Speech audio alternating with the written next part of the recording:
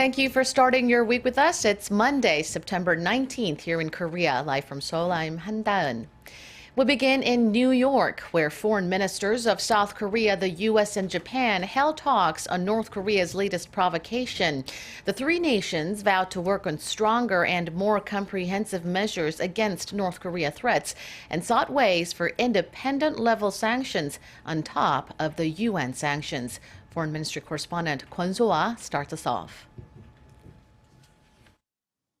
To ensure close coordination in the wake of North Korea's second nuclear test this year and its series of ballistic missile launches, and to expand collaboration.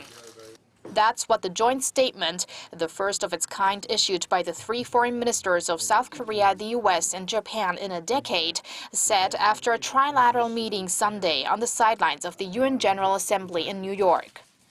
South Korea's Foreign Minister Yoon Byung-se emphasized North Korea's nuclear test on September 9th was the strongest ever conducted by the regime. The recent nuclear test by Pyongyang provided ample proof that its nuclear program has neared the tipping point. Moreover, the test frequency was significantly reduced from 3 years to 8 months. Minister Yoon and his U.S. and Japanese counterparts agreed to work on ensuring that the international community fully implements existing sanctions and discussed further methods to deter North Korea's nuclear ambitions. They did not mention in detail what those could be, as the UN Security Council is already in talks to draw up a new resolution. The international society is required to initiate a different response.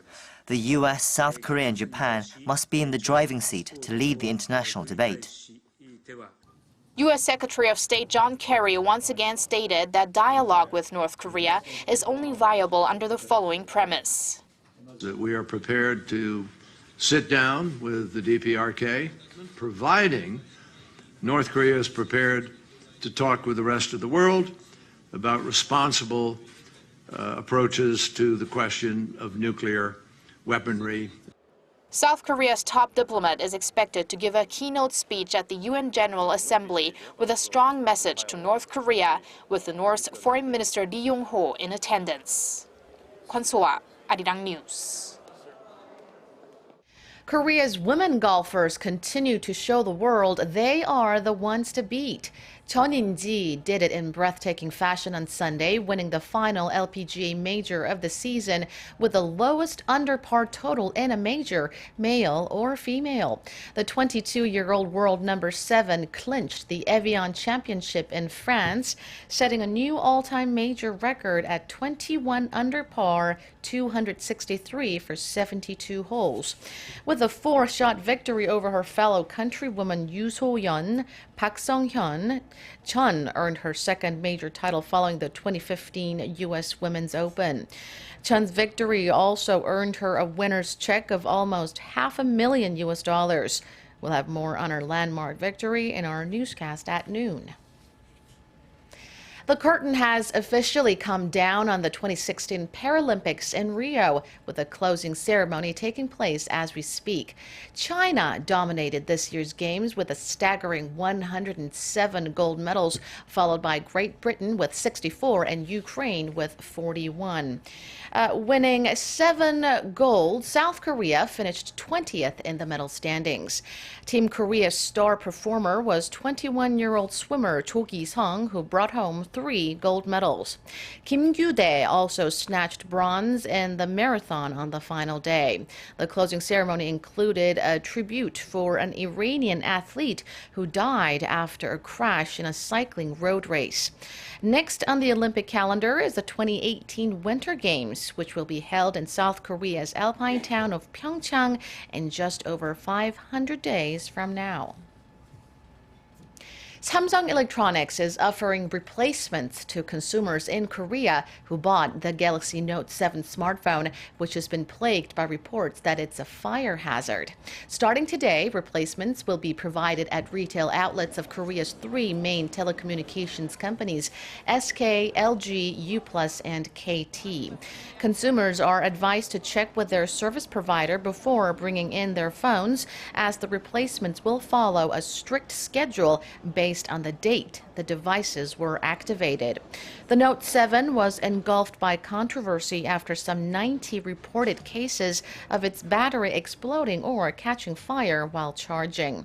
Samsung promptly stopped sales of the Note 7 on September 2nd, and in the U.S., the consumer safety authorities issued a formal recall on September 15th. Terror struck the United States over the weekend with 3 attacks in New York City, New Jersey, and Minnesota. Dozens of people were injured, but no one was killed. The incidents have put the nation on edge with less than 2 months to go before the U.S. presidential election. Kim Mo-gyun reports. On Saturday, less than a week after the U.S. observed the 15th anniversary of the 9/11 attacks, 3 different acts of terror rocked the country. In New York City, a bomb exploded in the Manhattan neighborhood of Chelsea, injuring 29 people. Authorities said the blast was caused by an explosive device in or near what appeared to be a dumpster or garbage container. New York City Mayor Bill de Blasio said the explosion was an intentional act, but insisted there was no specific threat against New York City from any terror organization. We know from everything we've seen so far that this was an intentional act. I want to reaffirm what I said last night. But again, we do not know the motivation. We do not know the nature of it. That's what we have to do more work on. Shortly after the blast, police knife dogs uncovered a second bomb nearby, a pressure cooker with wiring attached. Pressure cookers were used in the 2 bombs detonated at the Boston Marathon in 2013. About 11 hours before the bombing in New York, a pipe bomb blew up inside a garbage can in Seaside Park, New Jersey, shortly before a scheduled charity race. Fortunately, no one was wounded.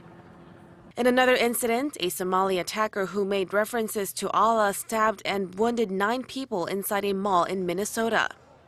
The attacker, who was shot dead by an off-duty police officer, asked at least one victim if they were Muslim. The following day, the so-called Islamic State group claimed responsibility for the Minnesota attack, saying the operation was carried out by one of its, quote, soldiers. The terror group made no similar claims about the incidents in New York and New Jersey. The acts of terror come less than 2 months ahead of the November 8 election. Responding to the bombing in New York City, Republican presidential candidate Donald Trump said the U.S. should get very tough, smart, and vigilant towards such acts. His Democratic rival Hillary Clinton condemned the attacks, but said it was wiser to wait for more information before jumping into conclusions. Kim Mo-gyun, ARIRANG News. And that's all for now. Stay tuned for more top stories here on ARIRANG. Thank you for watching.